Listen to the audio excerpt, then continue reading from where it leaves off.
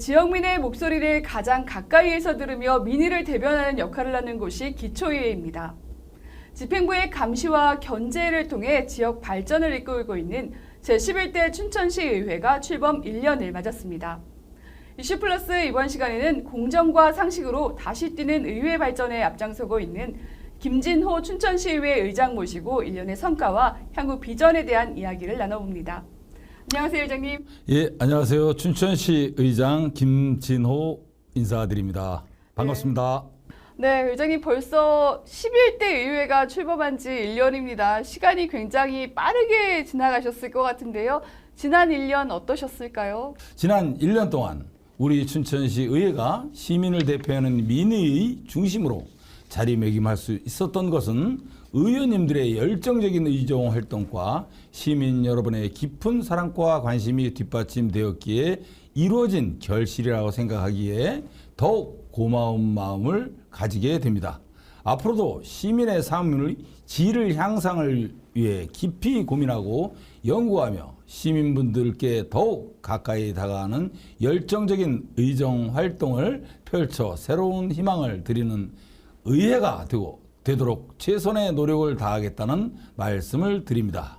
네, 이번 11대 춘천시 의회는 초선 의원님들이 특히 더 많으셨습니다. 사실상 더 의지가 많으셨고 더 열정적으로 뛰셨을 것 같다는 생각도 드는데 지난 1년 돌아보셨을 때 주요 성과가 있다면 어떤 게 있고 또 아쉬운 점은 어떤 게 있을까요? 가장 큰 성과라면은 지나간 1년 동안 모든 의원들의 역동적인 의정 활동 노력들과 시민들의 성과 관심들이 모여서 명실상부한 민의의 전당으로 자리매김하였다는 점입니다. 네.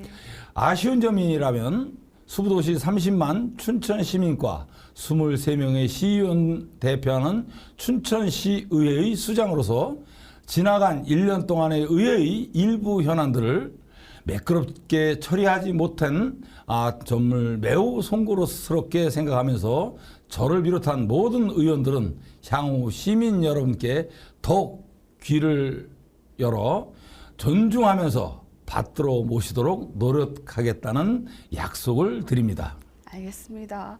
의장님, 올해는 11대 의회가 출범한 지 1년이기도 하지만 더 의미 있게는 강원특별자치도가 출범한 원년이기도 합니다. 네. 강원특별자치도의 수부도시가 춘천이기 때문에 그만큼 의미가 더 있을 것도 같은데요. 그럼에도 불구하고 춘천시의 위상이 약해졌다는 이야기도 또 심심치 않게 들리기도 합니다. 강원자치도 시대 춘천의 변화나 역할에 대해서 어떻게 좀 준비하고 계실까요, 의회에서는? 중앙정부와의 협력과 의사소통을 통해 지방자치가 국가적 목표와 일치하면서도 지방사회의 특성과 요구를 적절히 수행할 수 있는 방향으로 발전해야 한다는 생각을 가지고 있습니다. 그동안 우리 시의 각종 규제로 묶여있던 것이 풀리게 되면 다양한 일자리가 늘어나고 젊은 층이 많이 상주할 수 있을 것입니다. 다른 지역 주민이나 외국인들이 우리 지역으로 이사오고 싶어할 주거, 일자리, 정주 여건 등의 인프라가 만들어지도록 노력할 것이고 살고 싶은 도시로 만들어 나가도록 시의회에서도 최대한 많은 지원과 협조를 할 생각입니다. 정말 집행부의 감시와 견제를 해주셔야 되는 대의기관으로서 지금 춘천시 행정의 방향이나 이걸 좀 보시기에는 그 목표에 잘 맞게 가고 있나요? 글쎄, 지금 현재로서는 제가 보기에 결과물을 어떻게 보느냐? 아직은 좀 하기에는 좀 빠른 거 아닌가 이렇게 봐. 1년뿐이 안 됐기 때문에. 그렇지만은 아마 육동환 시장님하고 처음에 시작할 때 이야기를 나눴던 것이 행복이었습니다. 주제는. 네. 우리는 행복, 춘천 시민의 행복만 보겠다라고 했기 때문에 아마도 결과물들이 그렇게 나오지 않을 거 아니냐 이런 기대는 가지고 있죠. 우리 춘천시가 나가야 될 방향이 교육, 교육의 도시, 첨단 지식 산업 도시라고 이야기들을 하잖아요. 과연 춘천시 자체는 어떤 4차 산업 시대에 걸맞는 시스템 구축이 지금 되고 있느냐라는 걸 놓고 봤을 때는 제가 봐서는 아직은 없다. 이렇게 보고 있고요. 네. 그러면 가장 좀 잘 할 수 있는 게 또 뭐가 있을까라고 있는 걸 찾아본다면 춘천이 가지고 있는 게 산과 물이지 않습니까? 네. 그러면 산과 물을 활용해서 관광 자원화해야 된다 이렇게 생각을 해요. 그렇고 그 어떤 그 시장의 활성화를 위해서면 어떤 선택과 집중을 통해서 어떤 방향을 잡아줘야 되는데 사방팔방에다 이렇게 그 정책을 펼쳐나가면 글쎄 좀 어렵지 않을까. 제가 이제 흔한 예를 든다면 베트남에 작년 12월 달에 갔다 왔는데 달라시 같은 경우에는 한 가지예요. 야시장 하나. 낮에는 6차선 대로가 차량이 통행이 되는데 밤에는 6차선 도로를 막고 야시장을 해요. 근데 베트남에 그것을 보기 위해서 야시장을 즐기기 위해서 인구는 20만 분이 안 되는데도 많은 관광객들이 몰리고 있어요. 그러면 춘천은 더더군다나 서울 경기하면 대한민국의 2분의 1의 인구를 가지고 있어요. 그러면 접근성이 용이하기 때문에 가능하지 않나 이렇게 보고 있고, 그런데 춘천은 정말 그 좋은 자원, 의암호라는 좋은 자원을 가지고 있으면서도 사실 활용하지 못하고 있다라는 게 아쉽고, 석사천도 또한 그 하나의 일부라고 저는 보고 있습니다. 석사천도 굉장히 그 귀중한 자원인데 그거를 활용하지 못하고 있다는 것이 안타깝죠. 네, 많은 역할을 또 하시기 위해서 준비하고 계신 것 같은데요.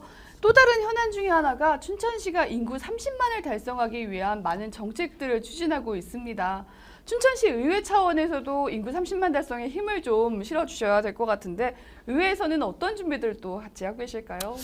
그냥 무조건적인 이렇게 채워주는 정책이 아니라 희망을 주는 정책, 그리고 의욕을 갖게끔 하는 정책, 그리고 또 그 성취감을 느낄 수 있는 정책, 그렇게 함으로써 시민이 정말 행복감을 느끼는 거지, 성취감이 없는데 무슨 행복감이 오겠습니까? 인간 존중을 기본 바탕으로 하는 정책이 돼야 되고, 그 다음에 맨 꼭지점에는 시민의 행복이라는 것을 꼭지점에 둬서 시뮬레이션을 돌렸을 때 행복이라는 정책이 정점에 찍혔을 때 정말 춘천 시민을 위한 정책이 되지 않을까, 저는 이렇게 생각을 해요. 지방자치 시대에 정말 완전한 자치가 이루어지고 또 완전한 집행부의 견제를 하기 위해서 의회의 인사권 독립도 추진이 됐습니다. 춘천시 의회에서는 이를 위해서 공직자 다면 평가도 시행하시겠다고 밝혔었던 걸로 알고 있는데요. 하지만 아직까지 의회 차원의 인사권 독립이 완전하게 이루어지진 않았다는 이야기들도 나오고 다면 평가에 대한 우려들도 좀 있는 것 같습니다. 의장님, 이에 대해 견해를 좀 더 말씀해 주실 수 있을까요? 지방의회는 지자체의 견제를 목적으로 합니다. 지방의회법의 제정 없이는 완전한 지방의회의 독립은 없다고 생각합니다. 그 바탕으로 지방의회가 집행부를 견제하고 균형을 맞출 수 있는 하나하나의 정치를 갖추어 나가야 합니다. 다면평가는 긍정적인 측면과 부정적인 측면 두 가지 모두를 가지고 있습니다. 제가 직원 한 명을 속속히 평가하기에는 역부족이기에 근무평가와 다면평가라는 것을 통하여 공정한 성과와 보상을 하기 위한 과정이라고 봐주시면 감사하겠습니다. 장점을 취하되 단점을 버리는 전략을 취할 필요가 있습니다. 자격요건, 역량 강화, 교육과 훈련 등의 측면에서도 지속적인 노력이 필요하다는 생각을 가지고 있습니다. 알겠습니다. 의장님, 오늘 여러 가지 많은 말씀들을 또 해주셨고 하셨는데요. 도민들에게, 춘천 시민들에게 당부하고 싶은 말씀 또는 하고 싶은 말씀도 있으실 것 같습니다. 끝으로 한 말씀 더 부탁드리겠습니다.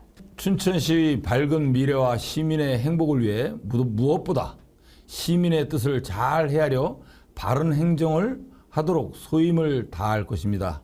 23명의 의원의 한 목소리를 잘 받들어 모셔서 춘천 시민이 행복할 수 있도록 동료 의원들의 의정 활동에 전념할 수 있도록 효율적이고 원만한 의회를 운영해 나갈 것을 약속드립니다.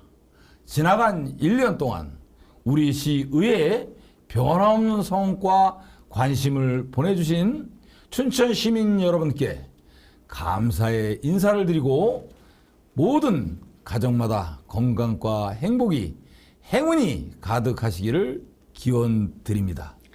네. 선생님 오늘 함께 해주셔서 감사드리고요. 앞으로도 의장님을 비롯해서 23분의 춘천시의원 모두가 춘천 시민의 대표로서 지역 발전과 주민 행복을 위해서 많은 역할을 해줄 것으로 믿고 또 응원하겠습니다. 감사합니다. 고맙습니다. 감사합니다. 네, 이슈 플러스 이번 시간은 여기서 마칩니다. 고맙습니다. 감사합니다.